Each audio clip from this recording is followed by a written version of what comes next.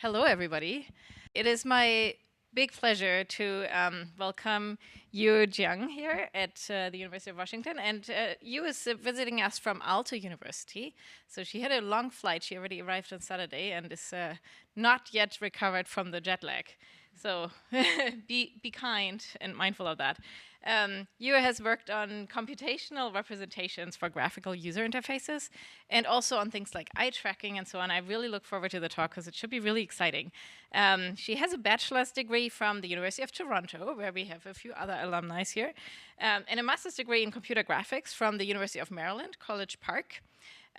Yu has also worked at the Max Planck in Germany and at CMU for a summer, I believe. And she was selected as a Meta PhD Fellow, Heidelberg Laureate Forum Young Researcher, the UCDS Data Science Rising Star, and a Google Europe Students with Disability Scholar. So you have all sorts of awards. I am really excited about your talk, so take it away. Yeah, thank you for the introduction. So hello everyone, I'm Yue. So today I'm going to talk about my research on computational representations for user interfaces. So user interfaces have been evolving for the past decades. So many years ago, we had command line-based user interfaces.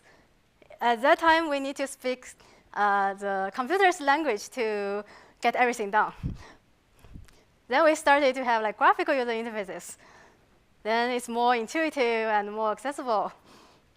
Nowadays, we have more kinds of user interfaces like touch screen and voice-based user interfaces. So they enable different kinds of interactions, and they are easier to use. But there are still a lot of challenges now. Like, for example, designers always need to design different versions for different devices and for different user needs. And even then, user interfaces are not automatically adapted to different users' preferences and users' abilities. So my vision is that in the future, user interfaces should be able to understand us, anticipate our needs, and evolve with us. So to move towards this vision, I think we need to have better understanding of the interface itself, the user behaviors, and interactions on user interfaces. So in this talk, I'm going to talk about how we can create better UI representations so that we can enable designer-in-the-loop AI-assisted design to improve the design process. Then I will talk about how we can simulate freewheeling behaviors on user interfaces so that we can have better understanding of how people look at different kinds of UIs so that we can evaluate and adapt UIs to different user needs. Then in the end, I will briefly talk about how we can make use of vision language representations to have better understanding of user interactions. So let's talk about the first part first. So what is UI representation? UI representation isn't about coding. It's about represent all the UI properties to be able to computationally manipulate UIs. So for example, UI element properties should be represented. UI element properties include visual appearance, textual content, type. This is a button. Also position and size. So those are the UI properties, the UI element properties we want to represent. There are also some layout properties. For example, here, some elements are middle-lined. So alignment is a kind of layout property. And some icons should group together. So grouping is another example. So let's take a look at the limitations of the previous representations. When UIs were invented, they were just pixels. So you can imagine that it's very hard to manipulate pixel values to modify the UI elements.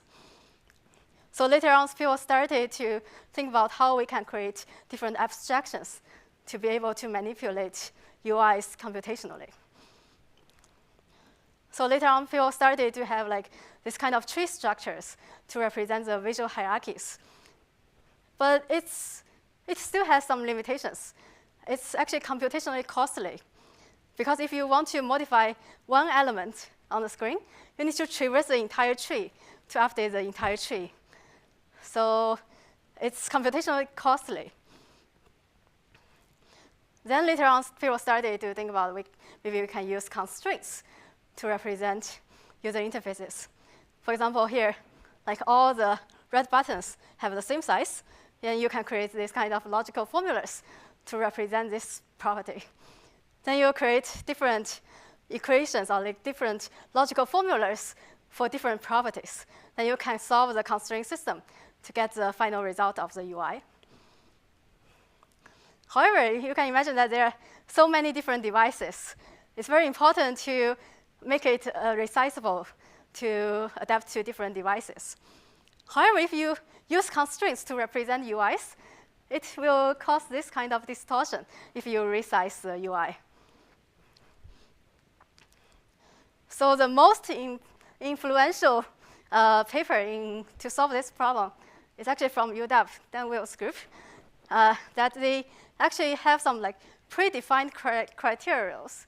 Then given the screen size, given each screen size, they optimize the constraints, solve the constraints to get the UI result for each screen size. However, they actually solve each screen size individually. So that's actually have this kind of limitation that they often have unsynchronized results across different devices. So sometimes the results are unpredictable because they actually got solved independently. So I was thinking that maybe we should find a way that enable a device agnostic adaptation, but make it also more predictable. Then I found that responsive websites actually solve this problem. So they actually use flow layout. So when you make the screen size smaller, everything can reflow down the page as you read the document.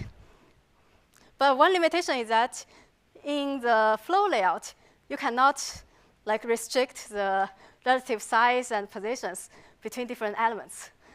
So I was thinking that maybe we should combine the benefits of constraints and flows. So I proposed a new type of constraint called all constraint. It's basically a disjunctive constraint.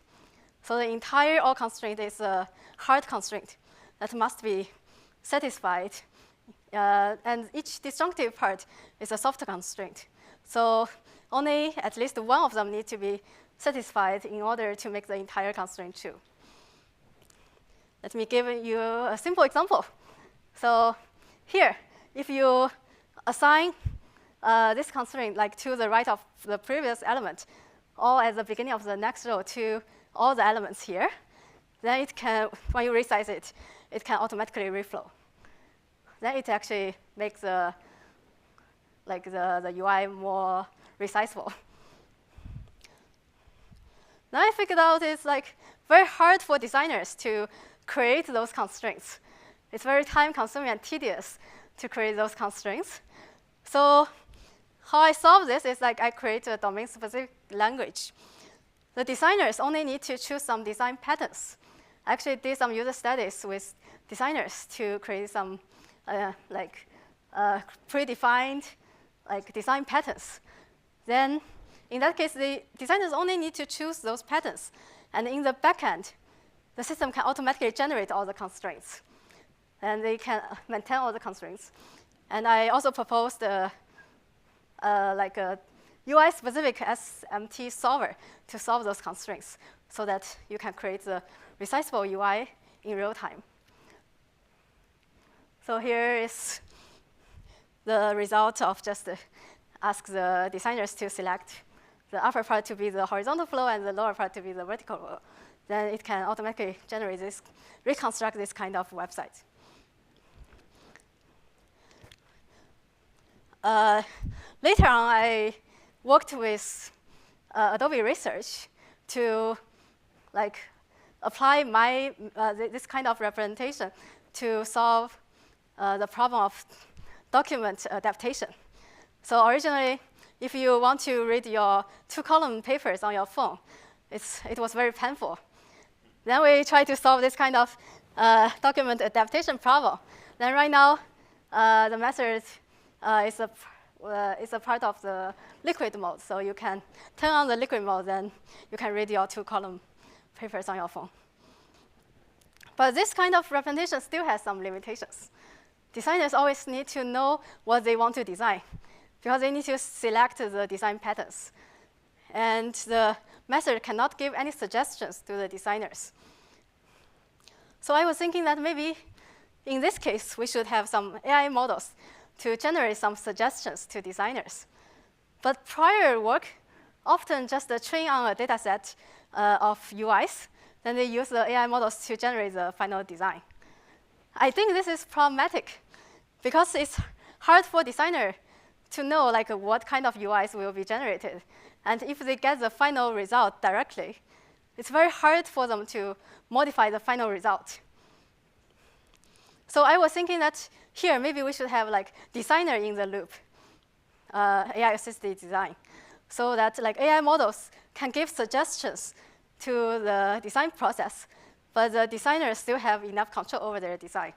I think that might be a good solution. As I mentioned before, those kind of layout constraints are very important for designers in their design process, like alignment, grouping, or the relative size. However, prior models never considered layout constraints, because it's very hard for AI models to generate constraints. It's very hard for AI models to generate logical formulas. So that's a big challenge in this domain. So that's why I was thinking that maybe we should propose a new representation to better represent the relationship between elements and constraints.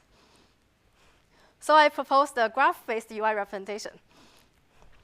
So given this UI screenshot, we create a bipartite graph. So there are 2 types of nodes. One is called element node.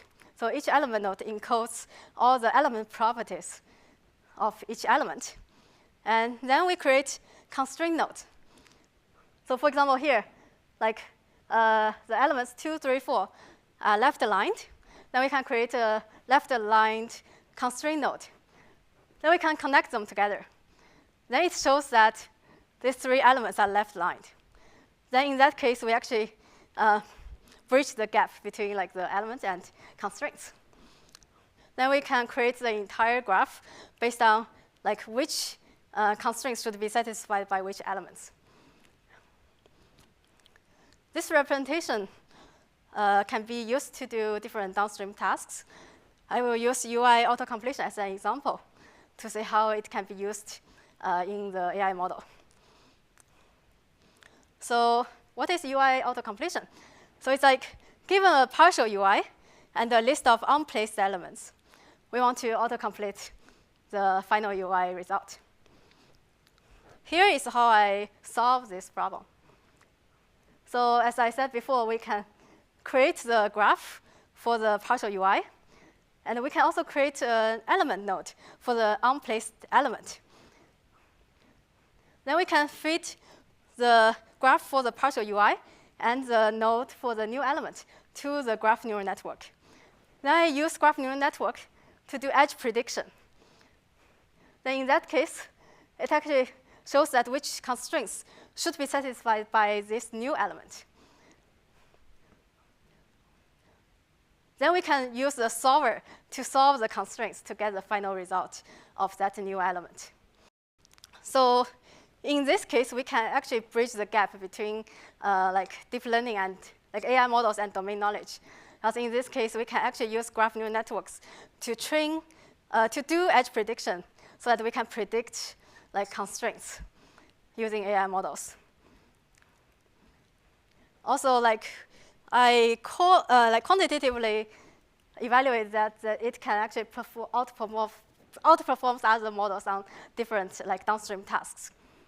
I also implemented this model as a Figma plugin, so that designers do not need to change their original design process. They can just use this as a functionality in the Figma.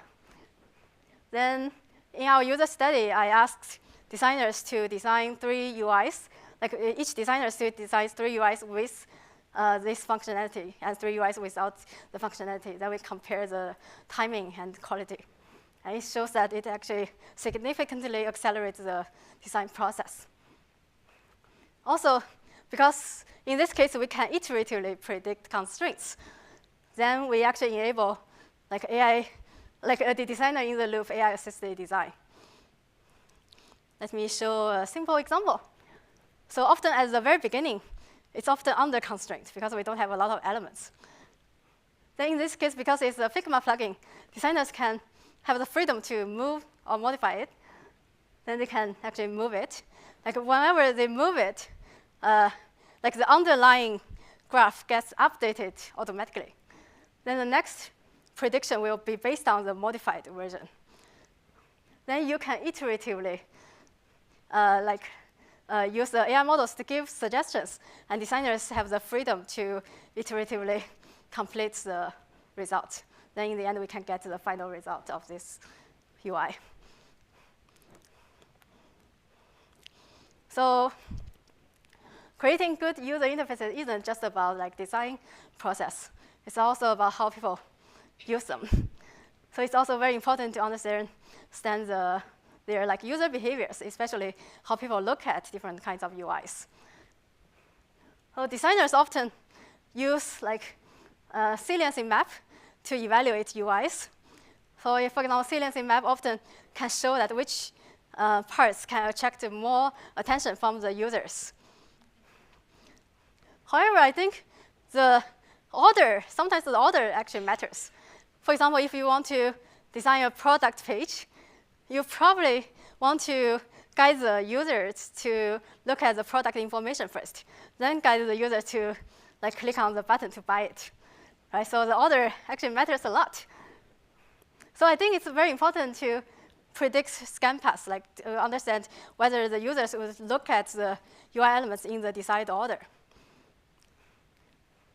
Currently, people often use like this kind of eye tracking studies to use an eye tracker to ask people to come and ask them to look at the UI and test whether they actually look at all the elements in the correct order.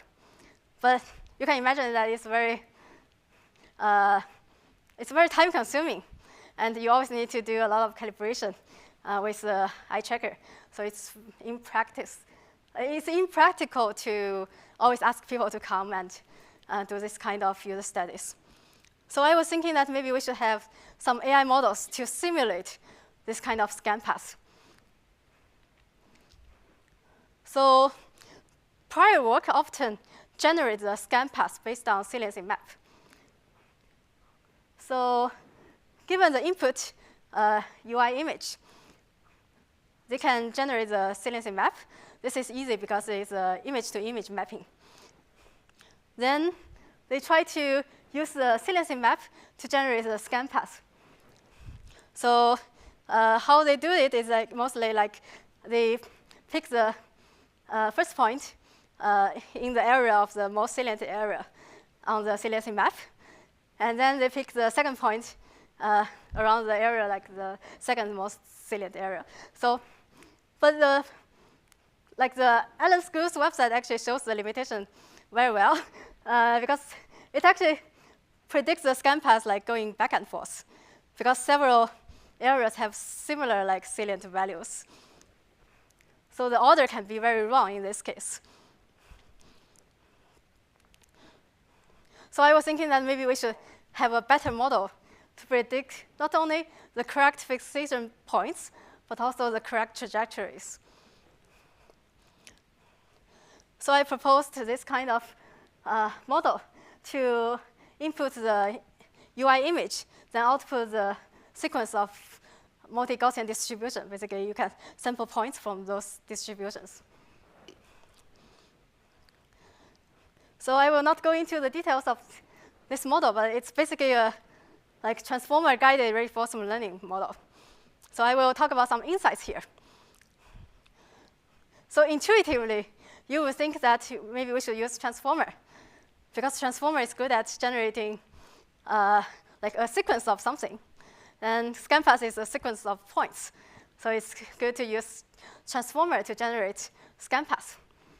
So then I try to use like a transformer to train on this objective function called dynamic time warping. So it will measure the similarity between the two temporal sequences.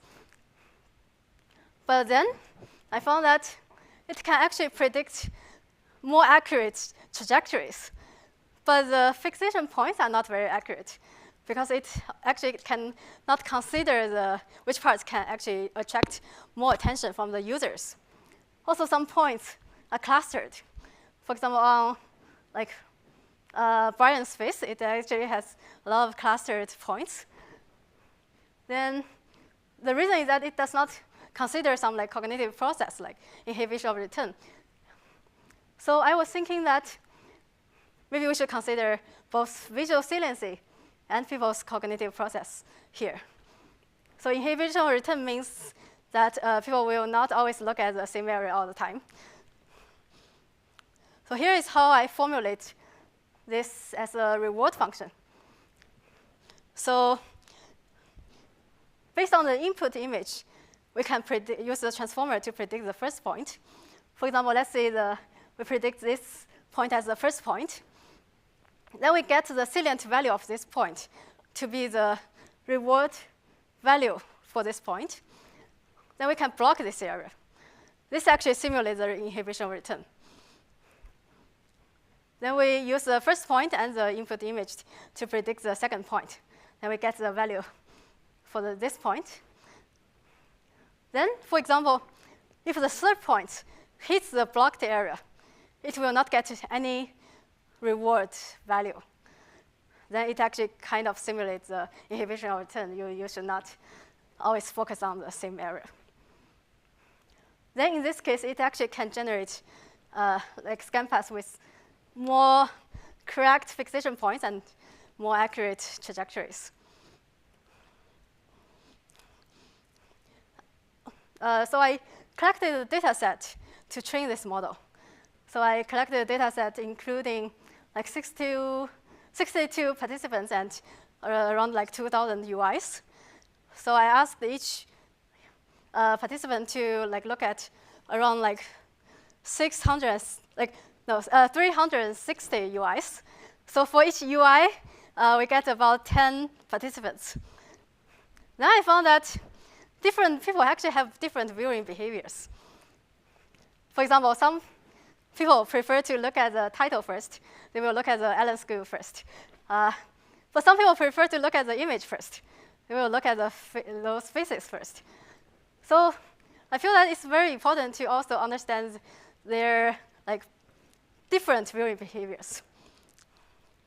That's why I also added a viewer encoder here. So then it can actually do this kind of personalization. The idea is very simple. So whenever we get a new user, we ask the user to look at 50 different random UIs. Then we get 50 different scan path samples on those UIs. Then we freeze the other parts of the model and only update the viewer encoder. Then it can actually generate personalized model for this person. Then once you then you can actually output the scan path for like any other user interface. Then it will actually kind of get the viewer like viewing preferences. Then we can get different users like scan paths for different kinds of UIs. This can be used to generate personalized user interfaces. So here is a simple example. So given this website, and maybe designers want to say that, they want the users to look at these 3 elements in this order. And like these 3 elements are the most important elements on this website. Then in this case, we can actually add the order as a constraint in the constraint system. And we can also maximize the duration fixated on those important elements. Then in that case, based on different personalized scan paths, we can get personalized user interfaces based on this kind of requirement. Then I also verified that those people actually looked at those personalized user interfaces in the correct order, and they actually fixated on those 3 elements for longer term, compared to the population level optimization. Then, another important part for user interfaces is actually interaction. So I try to make use of vision language models to better understand user interactions. So let's take a look at the limitation of the current vision language models. So here, given this input UI is a weather app, then you can ask why is there a warning icon under Toronto? The common sense is that Toronto is very cold in winters, but Toronto is also very hot in summers. So when you ask this question, it actually gives you some hallucinations that it says it indicates a potential for cold weather, but it's actually a heat warning. So it's incorrect. The reason is that the current vision language model does not have enough knowledge about UIs. So I try to improve that. So I get a data set of UIs, and I try to do UI detection for each UI. So I try to get the bounding boxes and all the all kinds of information on this UI. And I try to create some Q&A pairs based on the detection, the type of the elements or the location, the position of each element or something like that. Then I also try to create some reasoning questions, what will happen if you click on something, those kind of questions. Then I use the few-shot in-context learning to generate more questions for different UIs based on just 2 examples. Then I fine-tune the vision language model on this data set of Q&A pairs. Then if you ask this question again, it will tell you that it's actually a heat warning. So this model actually has better understanding of UIs. This model can also be used to do UI automation. So it's given this setting screenshot, you can ask it to switch to the dark mode. Then it can generate that, you need to click on the button display and brightness. Then you click on it to get that screen. Then you put that screen as the input. Then you ask this question again. Then it will generate the next step. So if you click on the dark button, then it can finish the task. So the agent can help you complete those kind of UI tasks. Later on, I worked with Apple in Seattle to apply this agent to do accessibility testing. So for example, one accessibility feature is called larger text. So if you turn on this accessibility feature, all the screens should have larger text.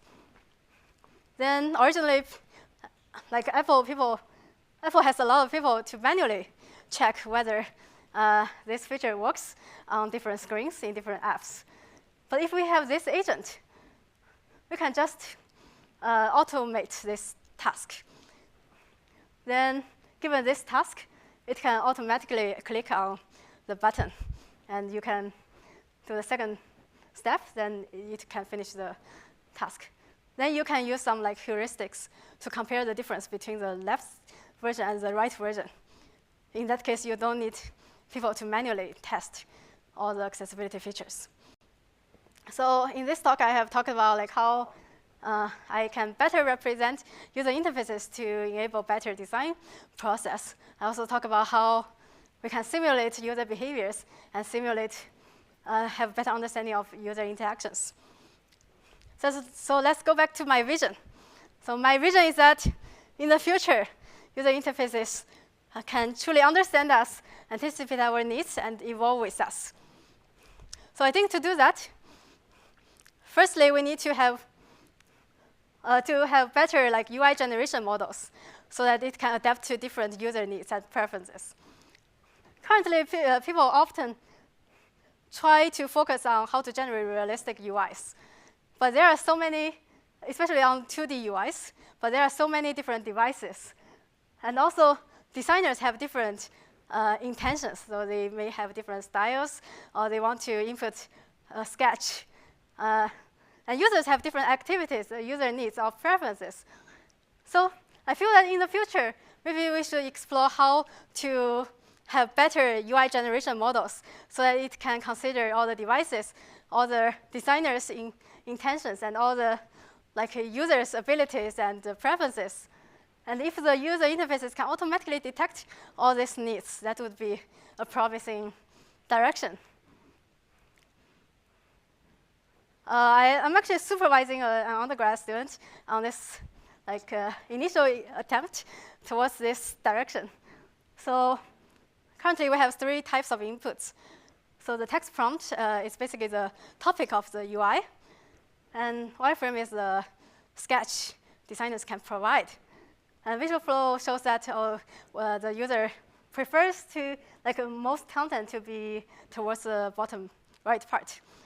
Then with any combination of these inputs, we can generate very diverse UI output. So I think that this is the initial attempt towards this direction so that we can have a more controllable and flexible UI generation process. But sometimes I feel that intuitively we think that personalization is has a lot of benefits. But I feel that we still need to find the balance between personalization and consistency. We often do not want the users to always dynamically change. It's very annoying. So I think in the future, maybe we should try to have more user studies to understand what is the balance between personalization and consistency. Also, I think code generation is very important because right now, most research focuses on how to generate visual appearance. But we never thought of how to generate better code for UIs.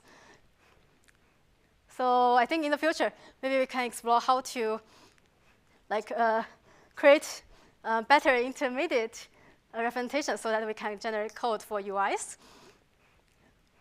Also, right now, we often use the UI code to render the UI screen, then we evaluate on the UI screen. I think in the future, maybe we should just evaluate on the code itself. If for example, maybe several years later, Copilot would have advanced version that it can actually evaluate what is wrong in your code. So right now, I feel that Copilot often can only generate code based on your requirement. But for example, for security features or accessibility features, people often never thought about this kind of features should be included in the code. So if in the future, Copilot can help you to think about that, to suggest what is missing in your code, that might be awesome to have this kind of features. So this is another future direction I want to explore. So once that we have the more flexible UI generation process, I think it's also important to better understand the user behaviors. Currently, we often just try to simulate the existing user behaviors. But I think it's also very important to understand why people do those user actions. So it's very important to understand human intention. So if in the future, based on several steps we have done, and it can predict what you want to do next, what is your goal, then some agents or some robots can help you complete the task that might be promising. Also, if the system can explain its understanding on your intention, and it can explain why it adapts in a certain way, then it may be able to increase the trust and usability from the users. Then I think once we have the better UI generation process and better understanding of user intention. Maybe in the future we can have, in the long term, we can have like interactive interfaces that can learn from all the interactions you have, like long-term interactions. And it will not always like start from scratch. It can always like learn from every interactions you have done with the user interfaces and try to evolve with you and try to help you shape positive habits or behaviors that might be something we should do in longer term. So this is the end of my talk. I also want to highlight that I tried to build a small research community called Computational UI. So I initiated and organized a sequence, like a series of computational UI workshops, mostly at CHI. So every year I propose a new topic so that we can trigger more collaborations between UI people and people working on other areas. I also contributed a lot to the accessibility service. Especially, I was the accessibility chair for CHI 2023, and I was the leader of the accessibility chair team for CHI 2024. So I guess this is the end of my talk. And my PhD was mostly funded by different companies. And I have a lot of collaborators. And yeah. Thank you.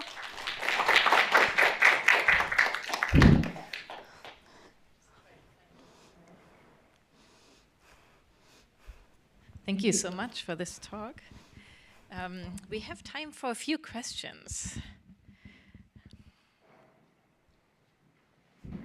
Go ahead, James. Oh, bring me the microphone.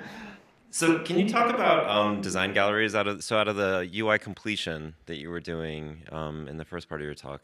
Can you talk about how those ideas will or could be extended to support sort of exploring the space of alternatives rather than pushing down into one? Is my question making sense? I think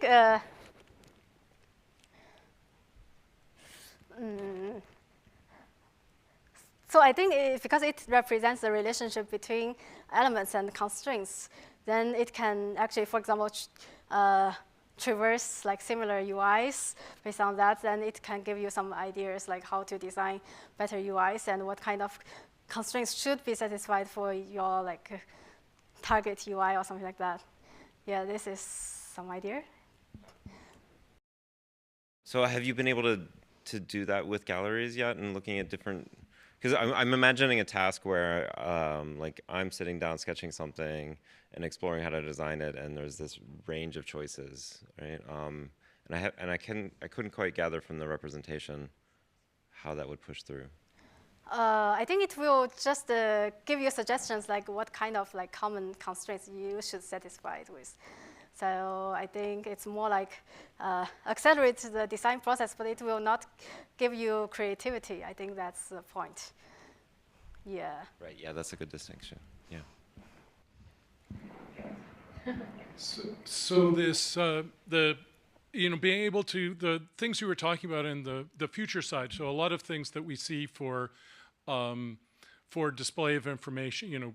We're looking at web pages, we're looking at these kinds of things on our phones and so on and different devices. But there's sort of the productivity piece of all of this, which you were alluding to a bunch in the future work and so on. So there's this sort of trade-off between kind of the customization for the users, and then there's the trade-off of the providers of the productivity software who want to tell us every year that they're doing something newer and better, so they're bound to change the interface, and so they do it constantly. We just upgrade to new versions of our phone operating system every year. Often the changes are not for the purpose of helping the users, about showing something new. So how do you see the trade-off of being able to sort of help the users out to know what they really should want, as opposed to what somebody wants to push on them as new UI features, etc.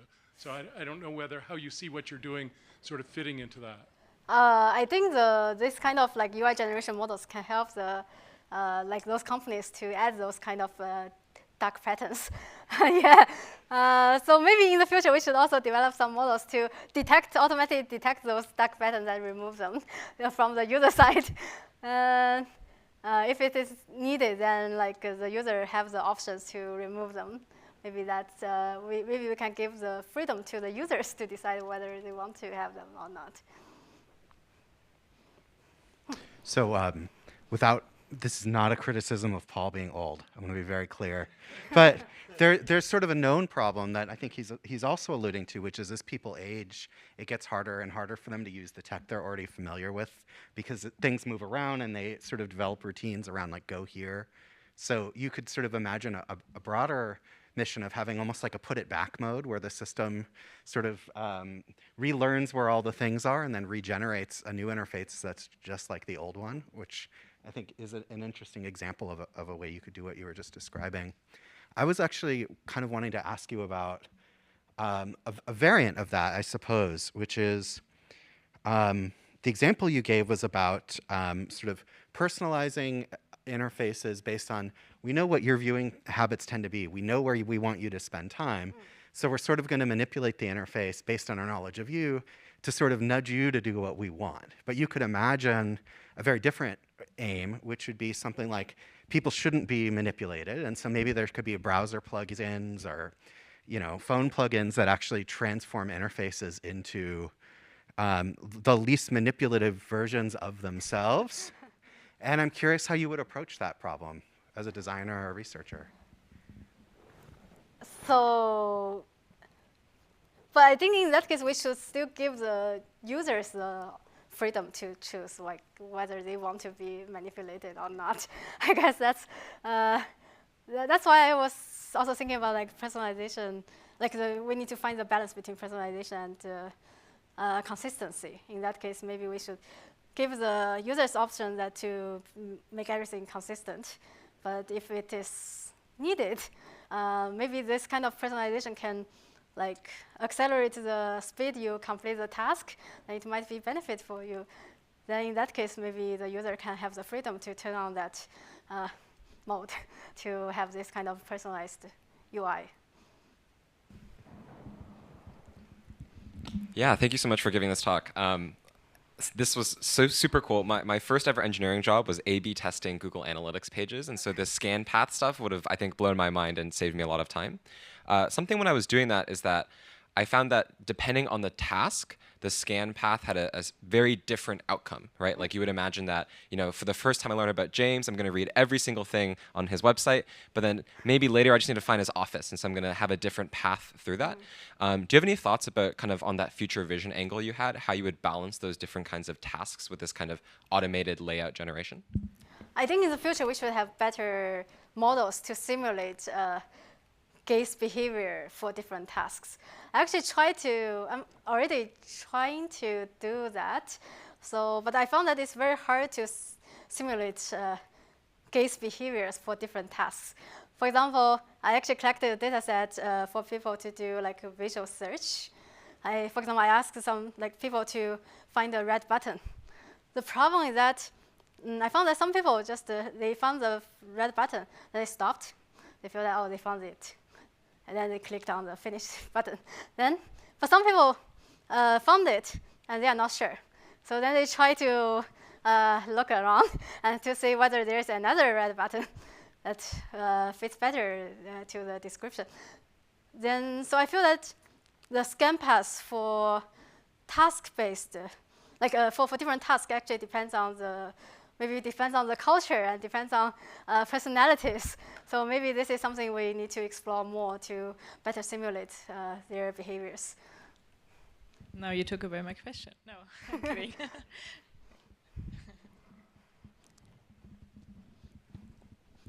Thanks. Yeah, I actually had a question about the scan path stuff because this is new to me. I don't do any UI work. You said that you saw pretty different scan paths between different users. Is it the case that one user's scan paths are pretty consistent So like if you show them the same thing, and it's just information, they're not trying to do a task, like they have consistent behaviors. That's part one. And then the second part is it the case that every user is unique, or are there like clear categories of users? Oh, so I think most of them are consistent, but it still depends on sometimes some parts are very salient, then it will change the behaviors. I think I also saw this kind of problems. And I think the model actually learned some biases. For example, I think I found a big limitation of my model is that one user actually looked from the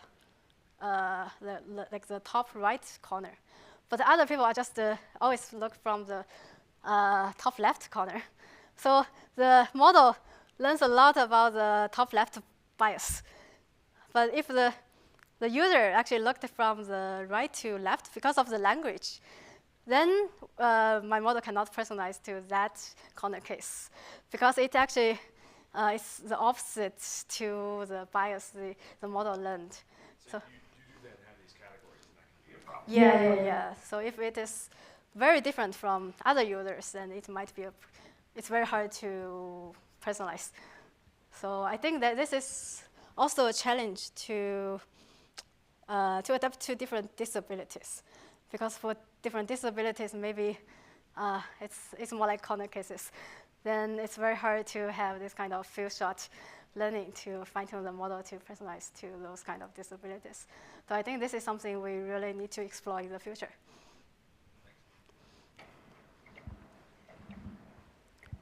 Hello, hi. Thank you so much for the talk. Since we are talking about scan maps, I just had a little specific question. Sorry if it's a little too specific, but it's about the inhibition of return. The inhibition of return question that you have, sorry, the problem that you're solving, it kind of goes with the assumption that the people won't return back to the same point, if I'm not wrong. So, and as you just mentioned that depending on the task, people could have very different ways of like navigating the web page. So doesn't that kind of build upon like the conclusion that maybe sometimes users would tend to return back to those points? Oh, yeah. One point is that inhibition of return is just a cognitive process for free viewing. Okay. So it's not task-based. Okay. Then for different tasks, they actually have different cognitive process. So maybe in the future, we should like represent different kind of cognitive process for different tasks. And the dynamic time warping actually can solve the problem a little bit. Yeah, so it actually, sometimes it can actually like return to the point because of the dynamic time warping like reward value. Thank you. Just one more again, and this is about the data set, the UIs data sets that you created. I mean, again, this is because I've been like working on data set generation for a while, so I keep thinking about the bias that certain data generation methods induce. So, I mean, just curious, were the people made to look at all the sites at once? Like you mentioned that people went through dozens of sites, right? Were they made to look at it all at once? And if so, like, would that maybe not introduce a kind of bias, like they're hyper-focused on one specific task? Oh, I actually give them some breaks between like several like UIs, and also try to do like calibration, like after like 50 UIs, like then to make sure the scan path is more accurate. Got it. Thank you so much. All right, I think we have time maybe for a quick question. I was going to ask you, so you mentioned at the very end something about explainability, that you're quite interested in, you know, seeing how one can explain these adaptations and so on. And I was wondering, did this also come up while you were working on the graphical representation with designers? Because I could imagine explanation sort of being, you know, pretty important, not just for end users, but also for designers. And I was wondering whether you could tell us a little bit about, you know, what people said. I think I don't have. I was actually thinking about we should collect a data set about like for each design step, the designers all like explain why they do this kind of modification. I think, but we still don't have this kind of data set. So maybe in the future we should try to collect this kind of data set, and so that we, in the future, maybe some model can actually predict what should be modified based and give you some explanation, like why we give these suggestions to modify the design or something like that. Yeah, thank you so much. So let's give you a round of applause. Thank you so much.